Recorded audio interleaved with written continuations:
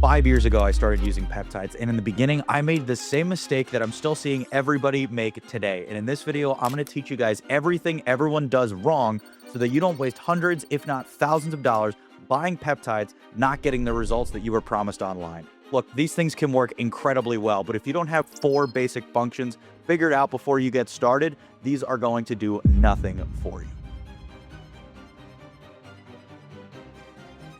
Here's something almost nobody on peptide social media will tell you, is that these things are not magic. They are not going to create something out of nothing. In fact, peptides can't create anything. All peptides can do is tell your body to perform a mechanism or perform an instruction that it already knows how to do, just at an increased rate, which can be really effective if used properly, but it's a huge misconception that we're injecting something exogenous or something that's not already in our body by using peptides. All we're doing is improving a mechanism of the body that already happens naturally. Now, before we get into the video, it is important to note I'm not a doctor, and this should not be misconstrued with medical advice.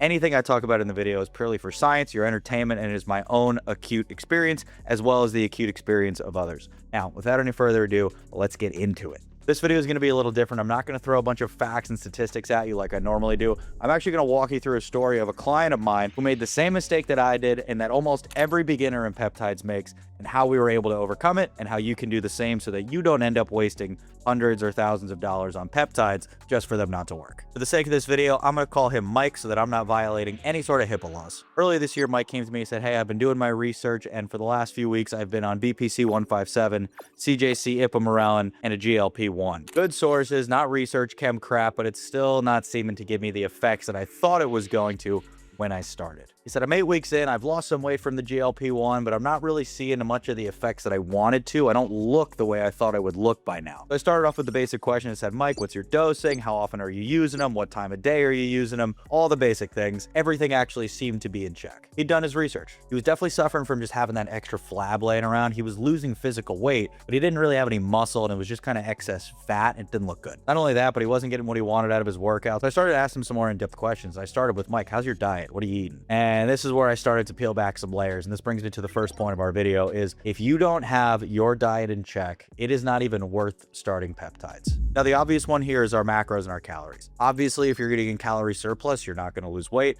and if your macros are not properly balanced, you're not getting 1 gram of protein per pound of body fat, and if you're trying to build muscle, you're not eating enough carbs. All of those things are givens, at least in my opinion, if anyone is going to be looking at body optimization. But a lot of people still don't even know that. You'd be surprised how many people come in and don't even understand how basic macronutrients work. So we started there. Number one, his macros were trash. But more importantly than that, he was expecting it didn't matter what he ate, that all of this stuff would just work no matter what, which is technically true. Like if you're looking at a GLP, you could technically eat whatever you want and still lose weight. But are we losing fat, or are we just peeling muscle off of our bodies? There's a huge difference in terms of what's actually beneficial for you. Starving yourself and then not getting the proper nutrients is useless. You're not going to look good. You thought you looked bad fat. Wait until you look skinny with no muscle. It's brutal. That's how I grew up. Worse than that, he was unaware of the whole problem with seed oils. Now, this is a controversial topic, but there is absolutely no debate in the fact that it raises the inflammatory markers in your body, and you're constantly emitting inflammatory chemicals. You cannot be in a state of muscle growth or fat loss if your body is constantly inflamed, stopping your basic cellular and organ functions. It doesn't work. Imagine every cell in your body has a signal, right? It's like a cell tower. Every time inflammation comes around, that's like an EMP, temporarily turning off the electromagnetic field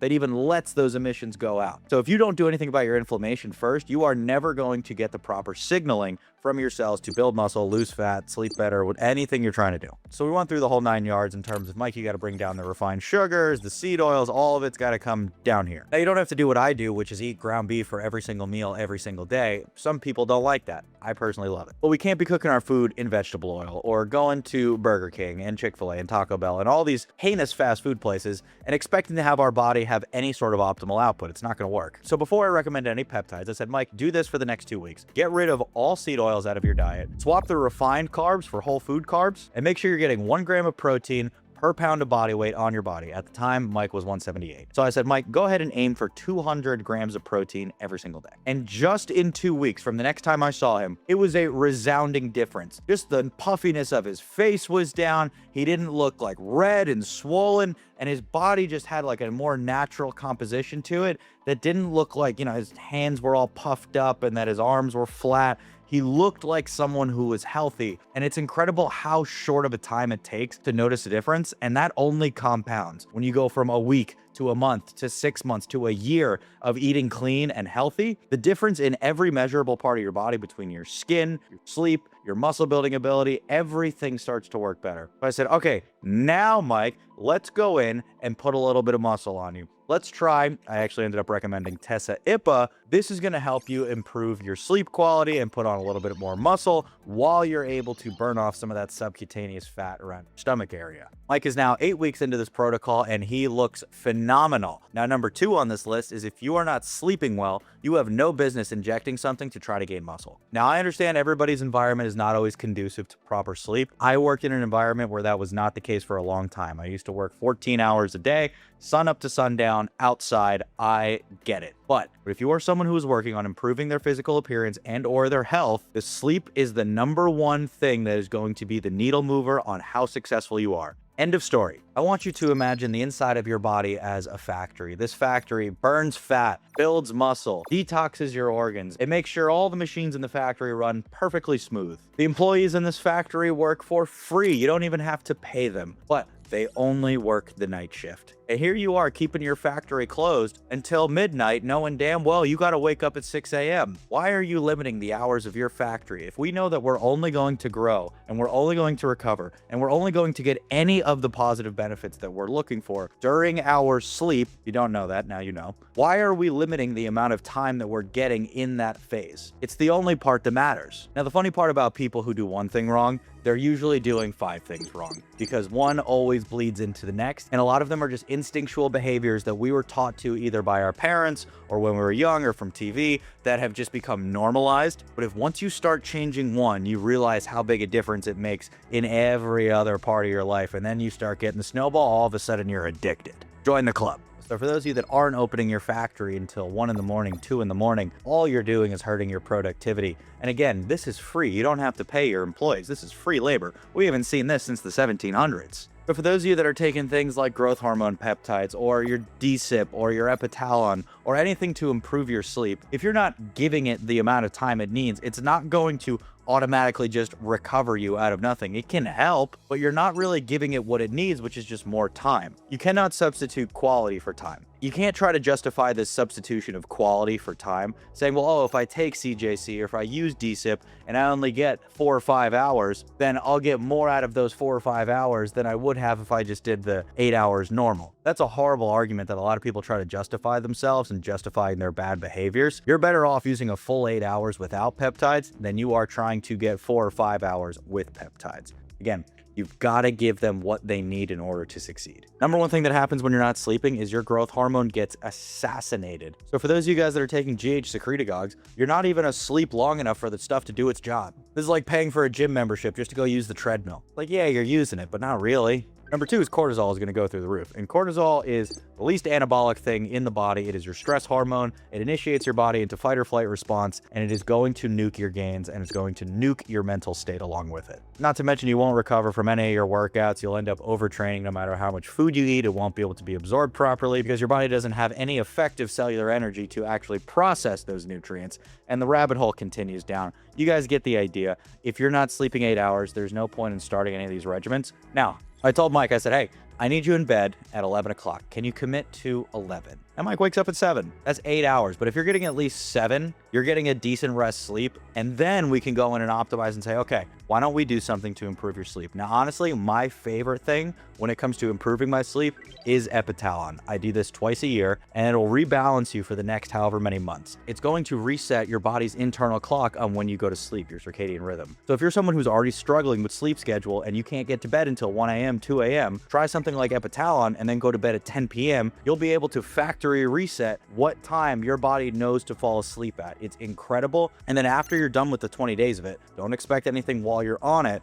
But once you're done with the 20 days, and I can't even describe it to you guys about what it feels like to be fully recovered, because for most of us, we never truly know until we feel it for the first time. And once you feel that level of just bliss, You will never sacrifice your sleep again just to watch more YouTube videos or to stay up late texting some chick. It becomes meaningless after what you realize what it feels like to wake up fully rested and recovered. Most people's brains and bodies never get the chance to actually show what they're fully capable of because nobody is rested properly. So I'm a much bigger proponent of Epitalon, but again, make sure you're giving yourself the time to utilize how it works. A little magnesium threonate sprinkled in there too is a nice touch. Now I need you guys to listen close for this next one. I cannot stress how overlooked this is in the wellness space, in the medical community. For some reason, this is just taboo to talk about. I need you guys to fix your hormones. What I care about most is that you just know what your hormone levels are. I don't really care what method you go down to do it. That's a better way to phrase it.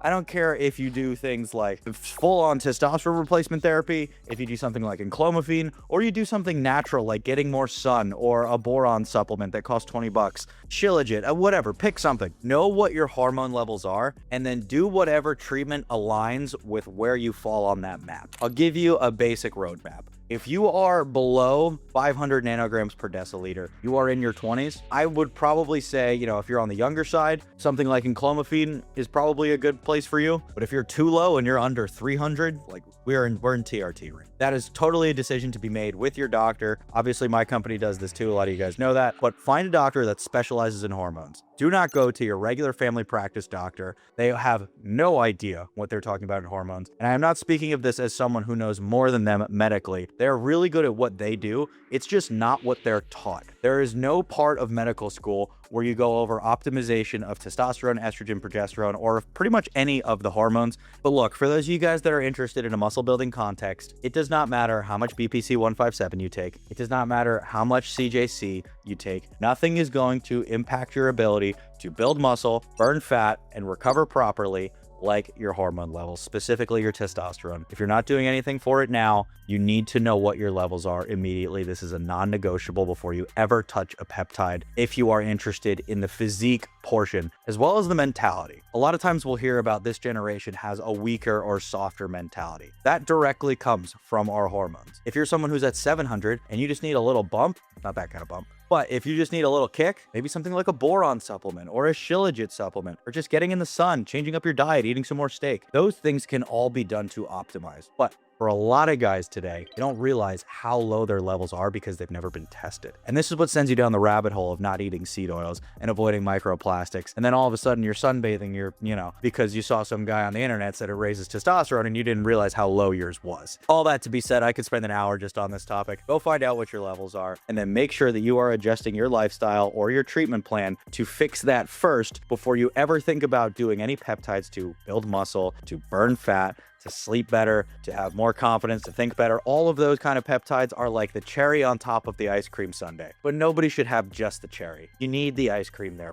The last one on this list, and this is a huge one we worked on with Mike, was training and intensity of training. There's really two areas we see people mess this up on. There's first the guy who is under training, who doesn't really have a consistent workout schedule. I don't think that's most people's problems who are getting on peptides. I think if you're getting on peptides, you usually have some sort of fitness regimen. What we do see a lot though is people who are overdoing it, especially in the older community. These guys want to work out 5-6 days a week, heavy weight training. That is likely going to be a little bit too much more than what your body can handle. This does bring up the argument of, well, shouldn't I just use BPC 157 and TB 500 to be able to handle more? And my personal opinion is yes, I've done that plenty of times myself, but I don't think you should get to that point until you have identified what your baseline is without it. I think you should understand if I'm dieting properly, if I'm sleeping properly, if my hormones are balanced, what is the optimal schedule for me? Am I working out every other day, 3-4 times a week, however many? And then at what point am I growing and at what point am I not growing?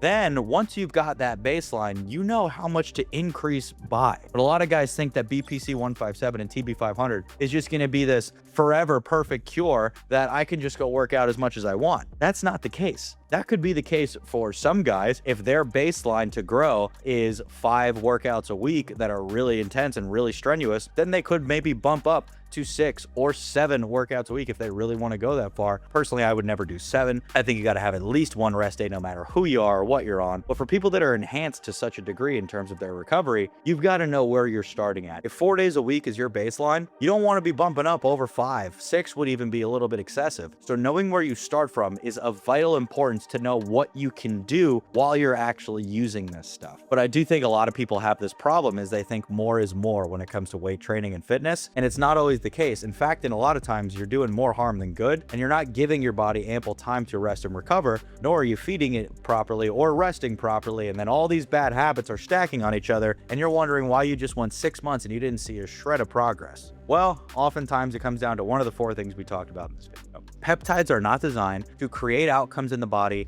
that do not already happen. All they can do is make existing mechanisms in the body happen at a more effective rate. So if we are operating at 60% right now, we could probably get ourselves up to 90 using peptides, right? Or whatever the numbers work out to be. But it is of vital importance that you do not treat these things like a magic pill and that you don't use them until you have a proper grasp on your diet, your sleep, your hormones, and your training regimen. And look, if you guys are into this kind of content and you want to learn about how to improve the body, how to use peptides, different health treatments, how to make yourself the best version of you that you can, this is everything I go over on this channel. I post videos about this twice a week. If you want to learn more, hit the subscribe button, turn on post notifications so you don't miss a new video when it comes out, and I will see you guys in the next one.